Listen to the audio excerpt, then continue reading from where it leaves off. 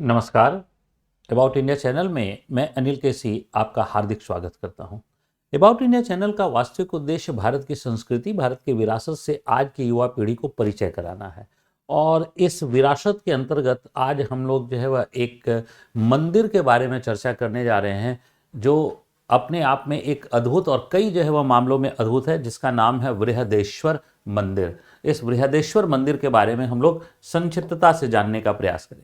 तो देखिए, सबसे पहली बात कि ये तमिलनाडु के जो है वह तंजौर या तंजावुर जो डिस्ट्रिक्ट है, उसमें जो है वह उसमें स्थित एक भगवान शिव का मंदिर है, जो भारत का सबसे ऊंचा मंदिर है।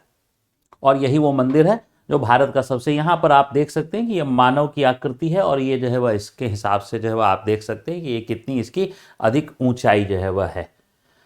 अब देखिए, इस मंदिर का जो निर्माण जो है वह कराया, तो किसने कराया? तो चोल वंश के शासक राजराज प्रथम ने जो है वह इस मंदिर का निर्माण कराया। और इस मंदिर का निर्माण जो है वह 1003 से लेकर 1010 ईस्वी के मध्य जो है वह हुआ। यानी लगभग जो है वह 7-7.5 साल लगे थे इस जो है वह मंदिर को बनाने में जो है वह। अब ये जो प्रथम राजराज चोल हैं, इनका जो शासनकाल है वो 985 से लेकर और 1014 के बीच जो है वह इनका राज्यकाल जो है वह माना जाता है। और ये चोल वंश के जो है वह महानतम जो शासक हुए हैं, उन शासकों में से एक जो है वह माने जाते हैं। और ये भारत के भी जो है वह कहा जाए महान सम्राट थे। केवल जो है वह ये नहीं कह सकते हैं कि चोल वंश के या दक्षिण भारत के, ये जो है वह भारत के महान सम्राटों में से जो है वह एक माने जा सकते हैं।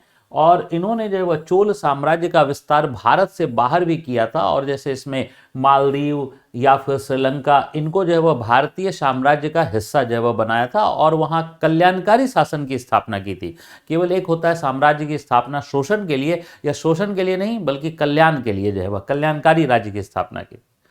अब ये जो मंदिर है बृहदेश्वर मंदिर, इस बृहदेश्वर मंदिर का एक उपनाम भी है, जिसे हम जो है पेरुवुट्टै या रार कोविल के नाम से जो जानते हैं। ये इस मंदिर को जो है वह का उपनाम जो है वह है। और ये मंदिर पूरी तरीके से जो वह ग्रेनाइट के पत्थरों से बना हुआ है। और यूनेस्को के विश्व धरोहर की जो सूची है, विश्व धरोहर की सूची यूनेस्को की, उसमें जो है वह यह मंदिर शामिल जो है वह किया गया है, उसमें यह मंदिर शामिल। यह मंदिर परिसर को हम लोग जो है वह देख रहे हैं। इस मंदिर परिसर में बहुत सारी जो है वह चीज़ें हैं यहाँ पर जो है वह, लेकिन हम लोग प्रमुख रूप से यह जो है वह देखिए, इसको हम लोग जो है वह प्रवेश द्वार जो है वह कहते हैं, जिसे हम गोपुरम के रूप में जो है वह जानते हैं। और ये हमारा बृहदेश्वर मंदिर है, और इसी का जो है वह ये सभा भवन है। ये सभा भवन बृहदेश्वर मंदिर जो है वह अति विशाल जो है वह मंदिर माना जाता है। और यहाँ पर यह नंदी मंडप है, और यह भी जो है वह गोपुरम है। यानी दो गोपुरम, एक गोपुरम यह जो है वह मराठा शासकों ने बाद में बनवाया था। यानी बाद में मराठा शासकों ने जो है वह इस क्षेत्र में जाकर जो है वह काम जो है वह किया था स्थापत्य के संदर्भ में। यह जो है वह नंदी मंडप, और यह जो है वह हमारा नटराज मंडप, और यह जो है वह मुख्य बृहदेश्वर। इसके अलावा चारों तरफ जो है वह यहाँ पर कई जो है वह लिंगम की स्थापना जो है वह की गई है, जिसे शिवलिंग कहते हैं। शिवलिंग की स्थापना जो है वह यहाँ की गई है। यह जो है वह मंदिर का भव्य जो है वह दृश्य है, जो स्काई एरियल व्यू जो है वह कहा जा सकता है। यह इसमें मुख्य जो मंदिर है वो यही मंदिर है। इसके अलावा यहाँ पर भी देख सकते हैं, यह मुख्य मंदिर, यही जो मुख्य मंदिर है। ये गोपुरम, ये नंदी मंडप, ये नटराज मंडप, और ये जो है वह मराठों के द्वारा बनाया गया गोपुरम। ये इस प्रकार से जो है वह हम लोग देख सकते हैं, मंदिर की भव्यता जो है वह देखने में मिलती है। और यह मंदिर का प्रांगण, जो चारों तरफ प्रांगण जो है दक्षिण भारतीय मंदिर की एक विशेषता जो है वह हुआ करती थी, उसकी शैली की एक विशेषता हुआ करती थी। तो इसको अगर जो है समझना हो द्रविड़ शैली के बारे में, तो द्रविड़ शैली के ऊपर हम लोगों ने जो है वह एक वीडियो बना रखा है, जो हमारी प्लेलिस्ट में मौजूद है। अब आते हैं, देखिए कि ये जो बृहदेश्वर मंदिर है, इसकी ऊंचाई दरअसल जो है वह 66 मीटर है। 66 मीटर के आसपास इसकी ऊंचाई है, और यह जो है वह भारत में अब तक का सबसे ऊंचा मंदिर है। हालांकि भारत में एक और इससे ऊंचे मंदिर का निर्माण कार्य जो है वह चल रहा है, जो वृंदावन में जो है वह होगा चंद्रोदय मंदिर। लेकिन अभी इसका निर्माण कार्य पूरा नहीं हो पाया है, लेकिन बन जाने के पश्चात चंद्रोदय मंदिर हो जाएगा। लेकिन अभी जो है वह, यानी आज के डेट में जब तक हम लोग इस बात की रिकॉर्डिंग कर रहे हैं, तब तक यही जो है वह भारत का जो है वह सबसे ऊंचा जो है वह मंदिर जो है वह माना जाता है। इसके बाद देखिए, भगवान शिव इस मंदिर में जो है वह कौन है विराजमान? तो भगवान शिव। तो भगवान शिव विराजमान है और उनके बृहद स्वरूप को जो है वह समर्पित जो है वह मंदिर है, इसलिए इसे बृहदेश्वर मंदिर जो है वह कहा गया है। बृहदेश्वर मंदिर जो है वह कहा गया है।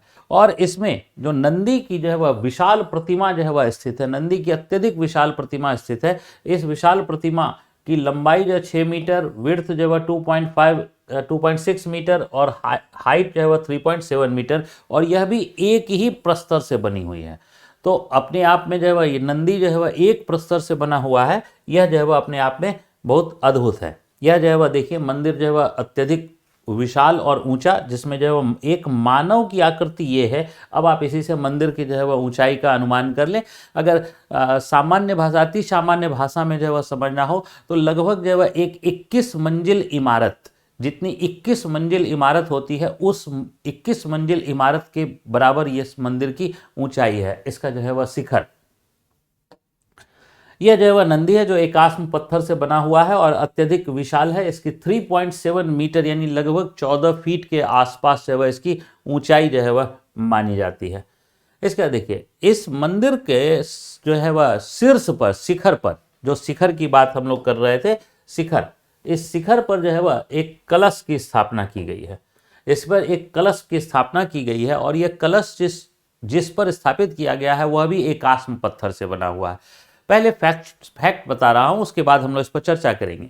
यह जो है वह जो एकाश पत्थर है इसका वजन जो है वह 80 टन, 80 टन का मतलब जो है वह आप 80 गुने 1000 केजी यानी 80,000 केजी जो है वह कह सकते हैं, एक 80,000 केजी। अब जो है वह आइए देखिए, इस मंदिर की ऊंचाई जो है वह 21 मंजिल इमारत है और यहाँ पर ये जो पत्थर है यही पत्थर एकाश्म पत्थर है। और इस एकाश्म पत्थर इसका जो है वह वजन कितना है, तो इसका वजन है 80,000 केजी।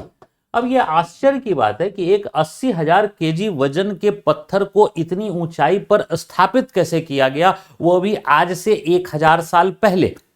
अब यही इसका आश्चर्य है। आप सोचिए कि 80,000 केजी के वजन को उठाने के लिए आज जो है वह हम लोग बिना क्रेन का कोई कल्पना नहीं कर सकते हैं, और वैसे एकाश्म पत्थर को उस समय उठाकर जो है ये यहाँ स्थापित कर दिया गया। तो एक्चुअल में इसके लिए जो है वह क्या किया गया था कि एक पुली बनाई गई थी और इस पुली के ऊपर यहाँ पर 80,000 टन का ये पत्थर जो है वह है, और इसको जो है वह, इसको आप सोचिए उस समय के जो है वह तकनीक को समझिए कि इसको जंजीरों से बांधा गया था और जंजीरों से बांधकर इस पुली जो है वह को यहाँ, और ये जो जंजीर थे इस जंजीरों को जो है वह सैकड़ों हाथी जो है वह वो खींच रहे थे। यहाँ पर हाथी खींच रहे थे, जंजीरों को हाथियों से बांध दिया गया था। और इससे जो है वह क्या हुआ कि ये हाथी जब जो है वह इस डायरेक्शन में मूव करेगा तो ये जो है वह जो पत्थर है ये ऊपर जाएगा और ये ऊपर जाकर उसको स्थापित कर दिया गया। यानी उस समय इस प्रकार की तकनीक का प्रयोग करके इस मंदिर का निर्माण किया गया, जो अपने आप में जो है वह बहुत ही बड़ा आश्चर्य का विषय है। आप देख सकते हैं यही जो है वह वो 80,000 केजी का पत्थर है, यही 80,000 केजी का पत्थर है।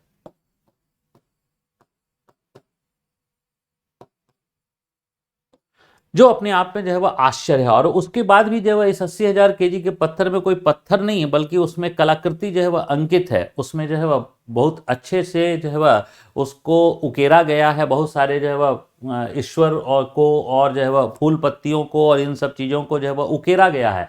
यानी यूं ही केवल जो है पत्थर ले जाकर नहीं रख दिया गया है, बल्कि उसमें उकेरा भी गया है ये। इसके बाद इस मंदिर की एक और विशेषता है, जो विशेषता इसको जो है वो बहुत, इस मंदिर की विशेषता है कि इस मंदिर 66 मीटर यानी लगभग 216 फीट ऊंचाई है, और के बाद भी वर्ष के किसी भी दिन मध्य दोपहरी में इसके गुंबद की छाया धरती यानी पृथ्वी पर नहीं बनती है। अब आप समझिए इसको कि ये जो मंदिर है, इस मंदिर की ऊंचाई इतनी है 216, लेकिन इसकी छाया जो है वह मध्य दोपहरी यानी 12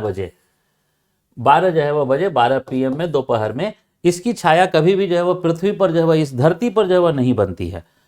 अब जो है वह अपने आप में आप समझिए बात को कि हम लोग जो है वह मान लीजिए कि दिल्ली में खड़े हैं, तो दिल्ली में खड़े होने के बावजूद भी जो है वह हमारी जो है वह हर दिन कोई न कोई जो है वह छाया बनेगी। हम लोगों की छाया बनती है।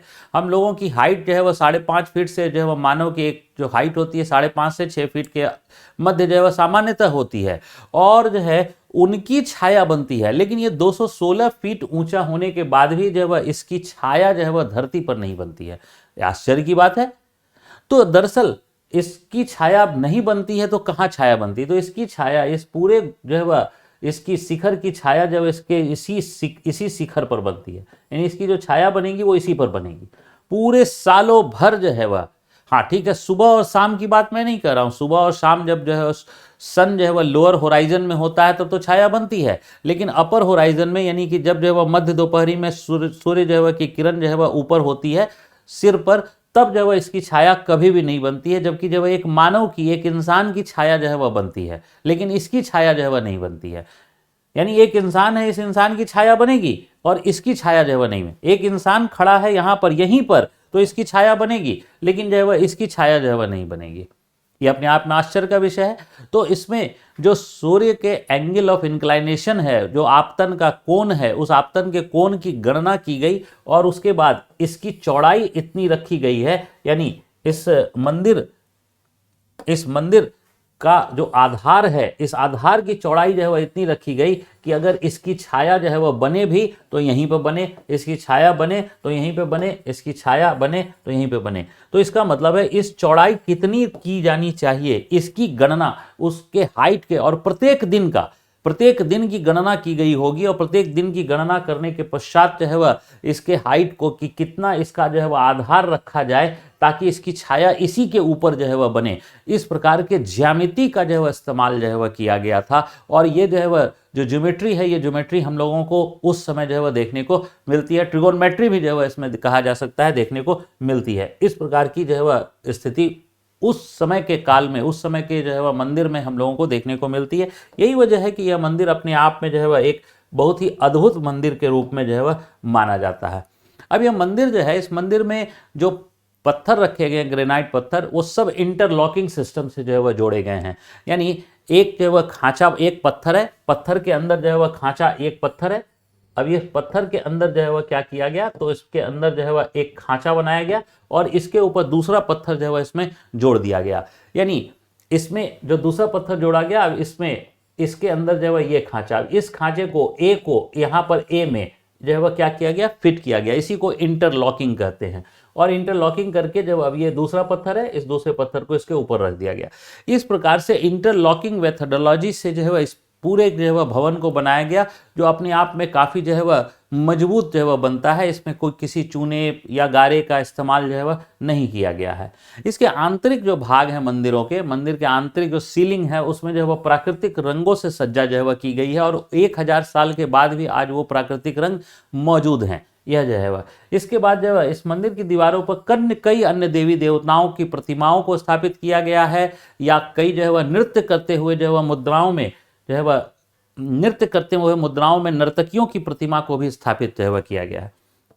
अब मंदिर के में सबसे बड़ा लिंगम जो है वह स्थापित किया। भारत का सबसे बड़ा लिंगम शिव जो है वह कि भगवान शिव को समर्पित है, तो उनके लिंगम स्वरूप को, जिसका वजन जो है वह 20 टन है, 20 टन।